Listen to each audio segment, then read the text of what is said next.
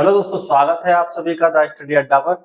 तो आज के इस डेली करंट अफेयर के वीडियो में हम डिस्कस करने वाले हैं बहुत ही इंपॉर्टेंट टॉपिक को, अंतरिक्ष का बरमूडा ट्रायंगल। अब ये जो अंतरिक्ष का बरमूडा ट्रायंगल है, ये अभी क्यों चर्चा में है, क्यों खबरों में आया है, क्या है ये अंतरिक्ष का बरमूडा ट्रायंगल। अब ये जो अंतरिक्ष का बरमूडा ट्रायंगल आपने सुना होगा, समुद्र में एक ऐसा क्षेत्र है जहां पर जो है चुंबकीय गतिविधि के कारण जो समुद्र में चलने वाले जहाज हैं उनको डिस्टरबेंस होता है, और यहां तक कि उसका असर जो है हमें वायुमंडल में भी देखने को मिलता है। तो ये अंतरिक्ष का बरमूडा ट्रायंगल क्या है, क्या ये उसी से रिलेटेड है? तो इसके बारे में हम समझेंगे। ये जो क्षेत्र है पृथ्वी के ऊपर वायुमंडल में, इसको हम अंतरिक्ष का बरमूडा ट्रायंगल कहते हैं। तो ये खबरों में क्यों है, ये खबरों में क्यों है, क्या है इसका, ये नाम क्यों पड़ा, ये कहां पर स्थित है, इन सब चीजों को हम देखेंगे। ये अजीबोगरीब स्थिति क्यों होती है अंतरिक्ष के बरमूडा ट्रायंगल की, इसके अलावा जो भी इससे जुड़ी हुई महत्वपूर्ण जानकारी है उसको हम इस वीडियो में समझेंगे, और अंत में एक महत्वपूर्ण प्रश्न को भी जो कि इसी से संबंधित होगा उसको देखेंगे, जिसका जवाब आपको कमेंट बॉक्स में देना होगा। तो आज के इस टॉपिक को शुरू करते हैं, अंतरिक्ष का बरमूडा ट्रायंगल। अभी खबरों में था ये कि space Bermuda triangle growing as a mysterious force under the earth outer core may cripple the international space center। International space centre पर भी इसका असर हो सकता है बरमूडा ट्रायंगल के फोर्स का, और ये लगातार बढ़ रहा है, ऐसा अभी एक नए शोध में बताया गया। हाल ही में वैज्ञानिकों ने बताया था, किसको लेकर के, इस बरमूडा ट्रायंगल को लेकर के, अंतरिक्ष के बरमूडा ट्रायंगल को लेकर के अमेरिका में एक शोध किया गया स्पेस एजेंसियों के द्वारा। और ये जो बरमूडा ट्रायंगल है, जिसको हम साउथ अटलांटिक एनोमली भी कहते हैं, साउथ अटलांटिक एनोमली भी इसको कहा जाता है, क्योंकि ये दक्षिण अटलांटिक महासागर के ऊपर स्थित है। बरमूडा ट्रायंगल कहां स्थित है, अंतरिक्ष का बरमूडा दक्षिण अटलांटिक महासागर के ऊपर स्थित है, और ये एक विसंगति पैदा करता है, एनोमली पैदा करता है, इसलिए हम इसको शॉर्ट में SAA, ये साउथ अटलांटिक एनोमली भी कहते हैं। तो इसके नाम के पीछे की कहानी तो आपको समझ में आ गई होगी कि ये साउथ अटलांटिक ओशियन के ऊपर है, और क्योंकि ये विसंगति पैदा करता है तो वहीं से नाम आ गया साउथ अटलांटिक एनोमली। अब यह क्षेत्र उपग्रहों, जो सैटेलाइट्स हैं स्पेस में, उनको और अंतरिक्ष यानों के लिए तकनीकी समस्या पैदा करता है। ये जो अंतरिक्ष का बरमूडा ट्रायंगल क्षेत्र है, ये सैटेलाइट्स को और अंतरिक्ष यानों के लिए समस्या पैदा करता है, और जिससे कई बार जो सैटेलाइट्स हैं खराब भी हो जाते हैं।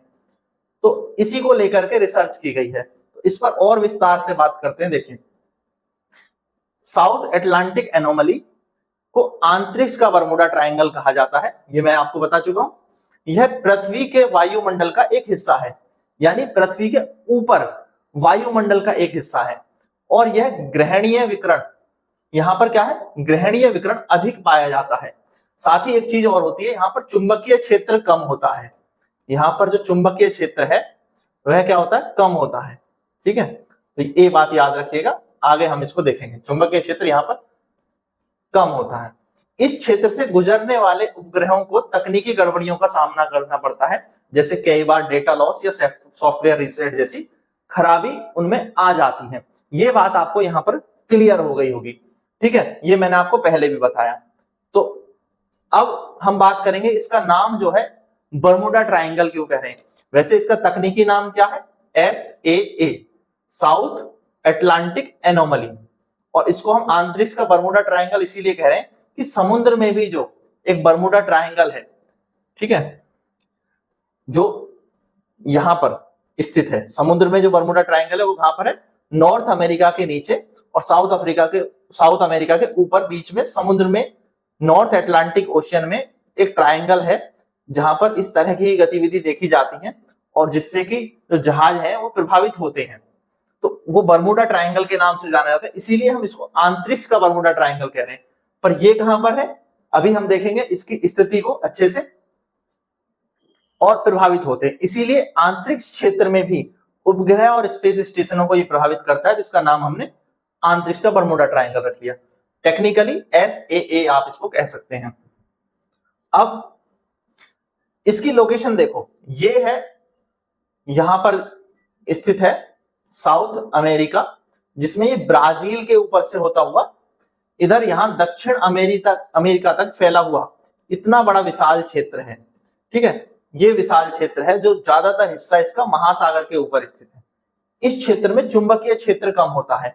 तो अमेरिका के ब्राजील से लेकर के दक्षिण अफ्रीका तक, ठीक है, दक्षिण अमेरिका के ब्राजील से लेकर दक्षिण अफ्रीका का तक का जो बड़ा क्षेत्र है वह है जहां पर चुंबकीय क्षेत्र क्या होता है, कमजोर होता है। ठीक है, तो चुंबकीय क्षेत्र का एक कमजोर बिंदु हम इसको मानते हैं। ये बात आपको क्लियर होगी। अब इसको नाम हमने अंतरिक्ष का बरमूडा ट्रायंगल दिया है, ये मैंने पहले ही बताया। आगे हम आते हैं इस बात पर कि ये जो चुंबकीय क्षेत्र है यहाँ पर कमजोर होता है। इसके कमजोर होने से क्या होता है, जो सूर्य की हानिकारक किरणें हैं वह पृथ्वी तक पहुंच जाती हैं, वायुमंडल में आ जाती हैं। क्योंकि ये क्षेत्र कमजोर है तो इसलिए सूर्य की जो हानिकारक किरणें हैं वो वायुमंडल में आ जाती हैं, और इन किरणों का वायुमंडल में प्रवेश करने का असर अंतरराष्ट्रीय अंतरिक्ष स्टेशन यानी इंटरनेशनल स्पेस स्टेशन पर भी होता है। तो जब स्टेशन इस क्षेत्र से गुजरता है तो वहां पर जो एस्ट्रोनॉट्स होते हैं यानी जिन्हें हम अंतरिक्ष यात्री कहते हैं, तो उन अंतरिक्ष यात्रियों को भी स्पेशल सूट्स वगैरह पहनने पड़ते हैं ताकि वो यहाँ पर होने वाले रेडिएशन का शिकार ना हो जाए। तो इसलिए वो रेडिएशन से बचने के लिए कुछ स्पेशल प्रोटेक्शंस यहाँ पर लेते हैं। और जो स्पेस स्टेशन के जो इक्विपमेंट्स हैं उन्हें भी तकनीकी रूप से काम करने में समस्या हो सकती है। तो इसलिए कई बार जो है जो सैटेलाइट्स हैं उनके सिस्टम यहाँ पर खराब हो जाते हैं या उनमें गड़बड़ी देखने को मिलती है। तो ये बड़ी अजीबोगरीब स्थिति यहाँ पर बन जाती है। तो ये बात आप समझ गए होंगे। अब इससे रिलेटेड जो अन्य जानकारी है कि SAA, इसे हम वैन एलन बेल्ट भी कहते हैं। ये पृथ्वी के सतह के सबसे करीब जो इसकी बेल्ट होती है उसका नाम है वैन एलन बेल्ट। यहाँ पर जो उपग्रहों के सेंसर हैं वो अस्थायी रूप से बंद हो जाते हैं और विकिरण से प्रभावित होकर के वो काम करना बंद कर देते हैं। यहाँ तक कि नासा का जो काफी बड़ा टेलीस्कोप है हबल टेलीस्कोप, आप सभी ने नाम सुना होगा हबल टेलीस्कोप का, तो हबल टेलीस्कोप को भी जब वो इस एरिया के ऊपर से गुजरता है तो उसको भी कुछ अपने उपकरणों को निष्क्रिय कर देना पड़ता है, ये बंद कर देना पड़ता है। अगर वो ऐसा नहीं करेंगे तो वो खराब भी हो सकते हैं। ठीक है, तो ये बात है। और यह क्षेत्र धीरे धीरे पूर्व की ओर बढ़ रहा है, पूर्व की ओर खिसक रहा है, बढ़ रहा है, और ये माना जा रहा है कि इसका क्षेत्रफल भी क्या है, बढ़ता जा रहा है। तो ये एक परेशानी की बात हो सकती है क्योंकि आने वाले टाइम में हम सैटेलाइट्स की तरफ और भी ज्यादा रिसर्च करेंगे, और भी ज्यादा सैटेलाइट्स हम स्पेस में ले जाएंगे। बट अगर ये एरिया बढ़ता है तो ये एक चैलेंज के रूप में सामने आ सकता है। दूसरी बात, इससे पृथ्वी के चुंबकीय क्षेत्र की जो प्राकृतिक अनियमितता है, ठीक है, वो आती है। एक तरह से नेचुरली क्या है, जो पृथ्वी का जो चुंबकीय क्षेत्र है वो डिस्टर्ब होता है। तो अजीबोगरीब स्थिति यहाँ पर बनती है। तो ये सारी चीजें हमने समझी, इसको जाना कि ये क्या है, अंतरिक्ष का बरमूडा ट्रायंगल हम किसको कहते हैं। अभी आपको क्लियर हो गया होगा, साउथ अटलांटिक एनोमली को कहते हैं। तो अब आप इन प्रश्नों का उत्तर दें और कौन सा विकल्प सही है बताएं। साउथ अटलांटिक दक्षिण अटलांटिक महासागर के ऊपर स्थित है। यह क्षेत्र धीरे धीरे पूर्व की ओर बढ़ रहा है। यह क्षेत्र पृथ्वी के तापमान को बढ़ाने के लिए जिम्मेदार है। तो इसमें से क्या सही होगा, केवल 1 और 2, केवल 2 और 3, और केवल 1 और 3, और केवल या सभी। तो जो भी आपका सही उत्तर है वो कमेंट बॉक्स में जरूर बताएं, और ये वीडियो आपको कैसा लगा कमेंट में बताना ना भूलें। Thank you, thanks for watching. Channel को सब्सक्राइब करें और वीडियो को शेयर जरूर करें अपने सभी दोस्तों के साथ।